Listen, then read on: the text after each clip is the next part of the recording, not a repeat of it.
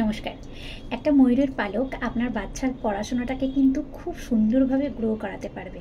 মানে আপনার বাচ্চার পড়াশোনার কনসেন্ট্রেশন বা পড়া মনে রাখতে পারা বা পরীক্ষার হলে গিয়ে পড়ার জানা প্রশ্ন ভুল করে আসা, এই যে সমস্যাগুলো, এই সমস্যাগুলো থেকে কিন্তু আপনার বাচ্চা খুব সুন্দরভাবে বেরিয়ে আসতে পারবে।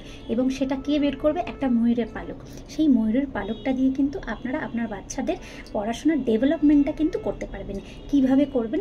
একটা ময়ূরের পালক নেবেন, একটা সাদা কাগজ নেবেন বা একটা হলুদ কাগজ নেবেন। এইটা বাচ্চার মা বা বাবা কেউ তিনজনের মধ্যে কেউ একজন করতে পারে। কিভাবে করবেন? বুধবার দিন স্নান করার পর সাদা চন্দন কপালে লাগাবেন, গলায় লাগাবেন, দুই কানে লাগাবেন এবং মা সরস্বতীর সামনে বসে একটা সাদা কাগজ বা একটা হলুদ কাগজে যেই সাবজেক্টগুলো সমস্যা হচ্ছে, যেই সাবজেক্টগুলো মনে রাখতে পারছে না বা পড়াশোনার সেই সাবজেক্টগুলোতে খুব ডিস্টার্ব হচ্ছে, তো সেই সাবজেক্টগুলো লিখবে এবং নিচে নিজের নামটা লিখবে। লিখে কিছুক্ষণ হাতের মধ্যে নিয়ে মা সরস্বতীর সামনে প্রার্থনা করবে যে আমি যে কাজটা করছি সেই কাজটা যেন আমার সুন্দরভাবে সফল হয়। তারপরে ময়ূরের পালকটা নেবেন, ময়ূরের পালকের একদম গোড়ার কাছে ওই সাদা বা হলুদ কাগজটাকে খুব ভালো করে জড়াবেন।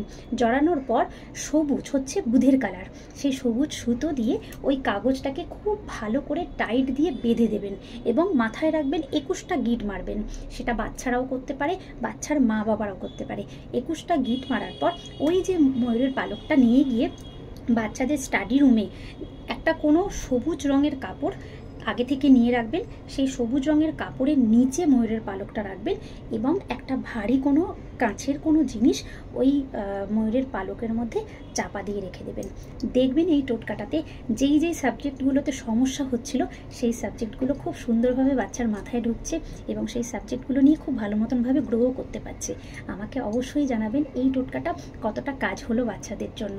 আমি কিন্তু আশায় থাকবো।